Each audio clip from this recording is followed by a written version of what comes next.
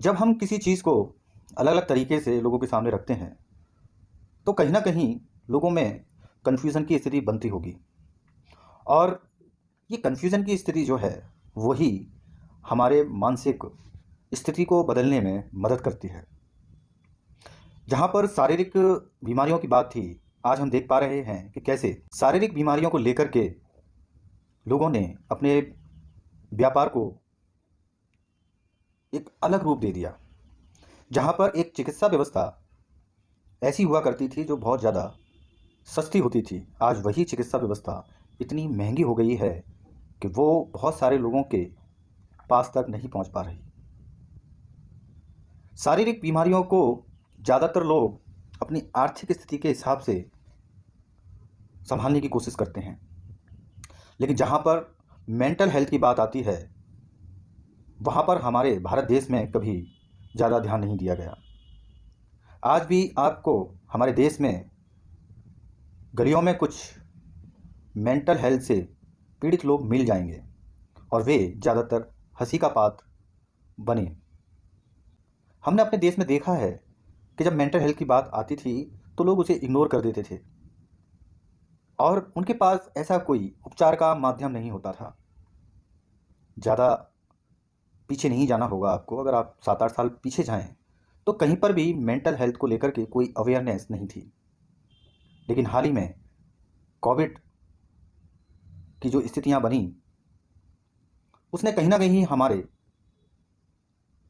मानसिकता को बहुत ज़्यादा प्रभावित किया होगा और आज मेंटल हेल्थ पर बात होने लगी। लेकिन देखने की बात यह है कि हमारे देश में मेंटल हेल्थ पर किस तरीके से काम किया जाना चाहिए। कुछ विदेशी लोग इसमें अपना हाथ आजमा रहे हैं और वे अपनी दवाइयों को मेंटल हेल्थ का हिस्सा बना रहे हैं, जो कि पूरी मानव जाति के लिए सही नहीं होगा। कहीं ना कहीं हमारी भारतीय संस्कृति में मानसिक विकारों का उपचार मनोवैज्ञानिक दृष्टिकोण और नेचुरल थेरेपी के द्वारा किया गया होगा। कहने का मतलब ये है कि मेंटल हेल्थ पर अगर हम दवाइयों का इस्तेमाल करते हैं तो ये पूरी मानवता के लिए खतरनाक साबित हो सकता है। जैसा कि पिछले 10 सालों में लोगों ने अपने मेंटल हेल्थ के लिए किसी उपचारकर्ता से या किसी मनोचिकित्सक से वहाँ पर दवाइयों का इस्तेमाल किया गया, जिससे वे 10 साल में इतने प्रभावित हुए कि वे पूरी तरह से सक्रिय भी नहीं हैं। उनके शरीर पर इन दवाइयों का इतना असर पड़ा कि उनका वज़न 50 से 100 हो गया और वे सक्रिय रूप से कोई भी काम नहीं कर पाते।